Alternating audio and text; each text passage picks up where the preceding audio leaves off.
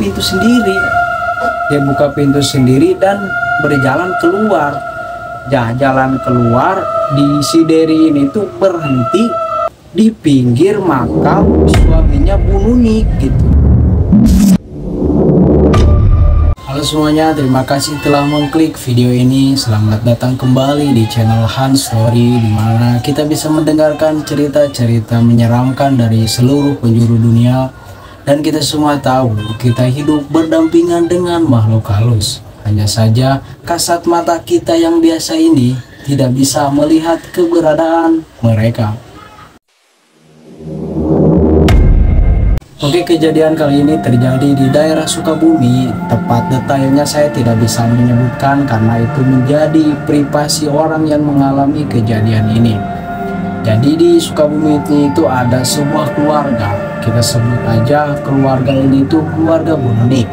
Keluarga Bu Nunik ini memiliki 3 orang anak, yaitu 2 laki-laki dan 1 perempuan. Mana Bu Nunik ini mempunyai seorang suami, dan umurnya Bu Nunik dan suami itu sudah lumayan tua, sekitar 50 sampai 52 tahunan, sekitar 51 tahunan lah ya, udah tua. Nah, berjalanlah waktu demi waktu terus berjalan, akhirnya suami Bu Nunik ini meninggal dunia. Namun dimakamkannya suami Bu Nunik ini tidak di TPU atau di tempat pemakaman umum. Dimakamkannya suami Bu Nunik ini adalah di pinggir rumahnya Bu Nunik ini. Jadi nggak dimakamin di halayak umum, di tempat pemakaman umum, ditempatinnya di pinggir rumahnya itu, masih di tanah lahan mereka di pinggir rumahnya itu. Nah, lama kelamaan setelah 1 bulan 2 bulan meninggal suaminya Bu Nunik, akhirnya Bu Nunik kan hidup sendiri. Jadi anak-anak dari Bu Nunik ini merasa kasihan kepada Bu Nunik.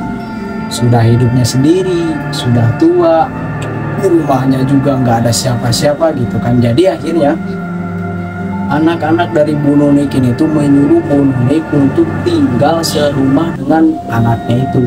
Kan anak-anaknya ini kan sudah pada menikah ya semuanya.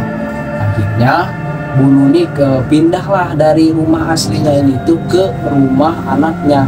Gak terlalu jauh, masih 1 kabupaten, cuman beda kecamatan, masih bisa dijangkau dengan motor lah ya. Jadi gitu kan rumah Bu Nunik ini menjadi kosong.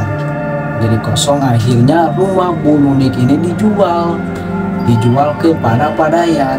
Nah, dijual lah tuh setelah selesai transaksi, setelah selesai dijual, akhirnya rumah Bu Nunik yang tadi ditempati olehnya, karena dijual dan Bu Nunik pindah ke rumah anaknya, jadi rumahnya itu sekarang ditinggali oleh Padayat. Nah, Padayat ini mempunyai seorang anak, yaitu namanya Dery. Kita sebut saja namanya Dery.